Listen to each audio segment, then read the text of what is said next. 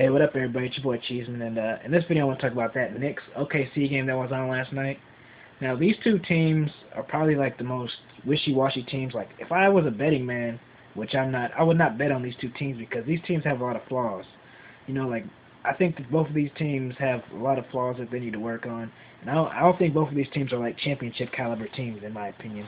Sorry if you're watching this and you're an OKC or Knicks fan, but neither of these teams are championship caliber teams, in my opinion. But final score was 95-94. It was a close game, and of course the big thing was Carmelo Anthony did not play last night.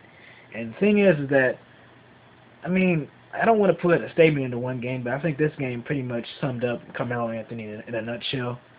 Because, I mean, he didn't play last night, and Amari was, like, he had a pretty good game last night. He just looked more comfortable.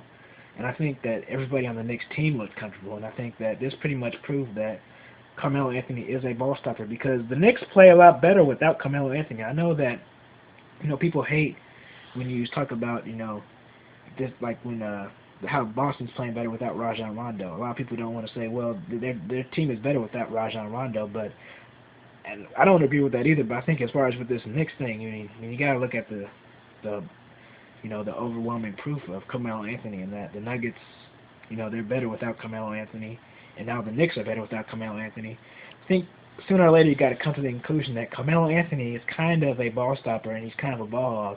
And I think that, I mean, he's a great player. I think he has all the tools to be a great player, but he just doesn't use them, and he just doesn't use all the tools that he has to be a great basketball player. Like, he's just a pure scorer. Like, he doesn't play any defense. He played defense for like the last couple months, and then he just kind of, like, the last 2 months of the year he played great defense, and then he's just hasn't played great defense since. Like, and I feel like all of his teams are always the same. Like, they start off really hot in the beginning, then they get really cold when it's like April, May. You know, when it's like March, April, May, and, you know, June and stuff like that. As opposed to LeBron James teams who start off kind of cold, and then when it gets to April, May, and June, they get hotter and hotter because he's a better player than Carmelo Anthony, and he actually gets his teammates together, unlike Carmelo Anthony. And I don't know. I just think that him not playing is going to show. It's going to expose him in a lot of ways that how bad of a teammate he really is, because the Knicks, I mean, they're rolling kind of without him, and I think that he needs to really change his game, because everybody else changes their game. Like Kobe Bryant changes their game, LeBron James changes their game.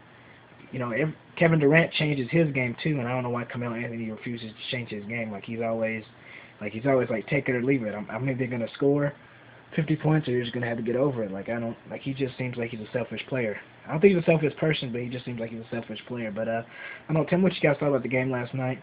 And also OKC, they did really good too. And as far as with OKC, I think, to me, I've come to the conclusion that Russell Westbrook is the leader of OKC, because Kevin Durant just disappears way too much for me. Like he just seems like he's okay with Russell Westbrook taking all the shots and taking all the shine from him. Like, Kevin Durant needs to be more aggressive. Like, he needs to step up.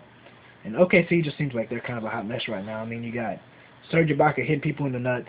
You got Kevin Durant almost getting 15 technicals this year. You got Russell Westbrook snapping on people when they're up by 20 points. I mean, OKC is like a hot mess right now, even though they won this game. But tell me what you guys thought about the game. Tell me what you guys think about OKC and the Knicks. Subscribe to my channel. Like my video. Peace.